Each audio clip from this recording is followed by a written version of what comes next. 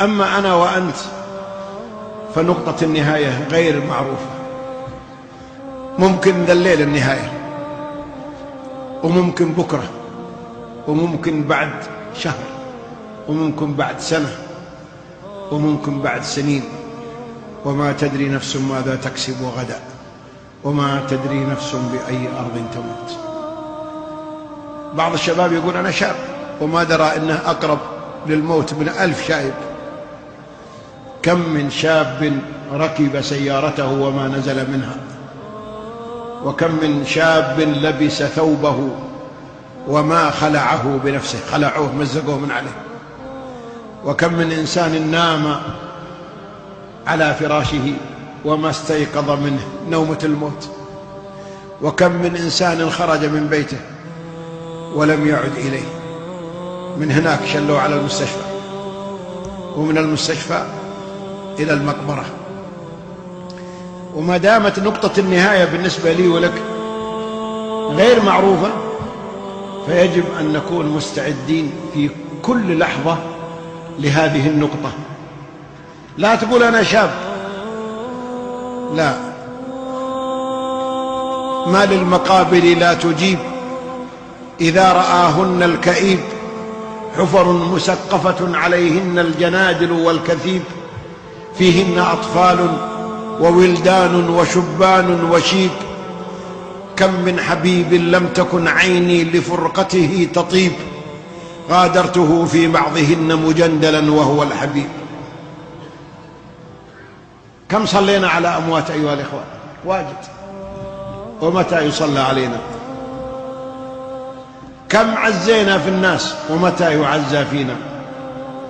كم سمعنا من أخبار الأموات ومتى نكون نحن الخبر؟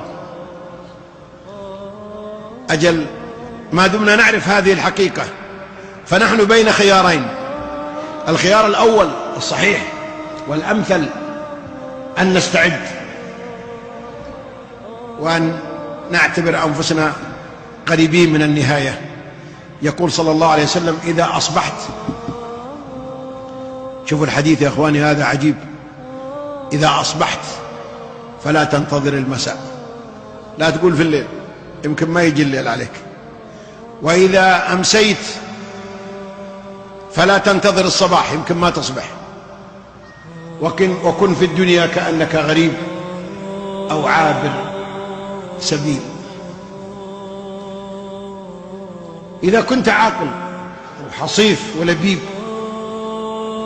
فستأخذ بهذا الأمر وتنتبه لنفسك وتسأل نفسك الآن، لو جاء الموت الآن هل أنا طيب مع الله ولا خربان؟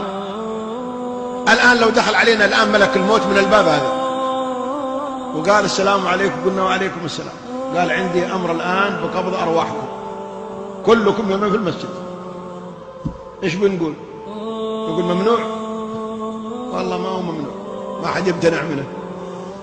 طيب ناخذ معنا زواد، أعطنا فرصة لو تكرمت نبغى بنجهز، قال ما معكم إلا اللي معكم، كل واحد يأخذ اللي معه.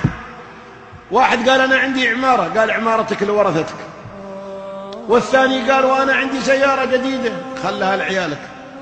والثالث قال وأنا مدير ولا أمير ولا وزير، قال خل المدارة والأمارة لغيرك. عندك صلاة؟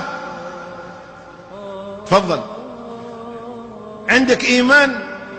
عندك خوف من الله؟ عندك مراقبة لله؟ عندك خشية لله؟ هذا الذي ينجح. إذا ما عنده إلا أغاني ومسلسلات وأفلام وحكايات ومباريات وخريطات، هذه تنفع عند الموت؟ والله ما تنفعك ولا تسقيك شربة ماء. لا ينفع الإنسان في قبره إلا التقى والعمل الصالح. يا من بدنياه اشتغل وغره طول الأمل، وقد مضى في غفلة حتى دنا منه الأجل. الموت يأتي بغتة والقبر صندوق العمل.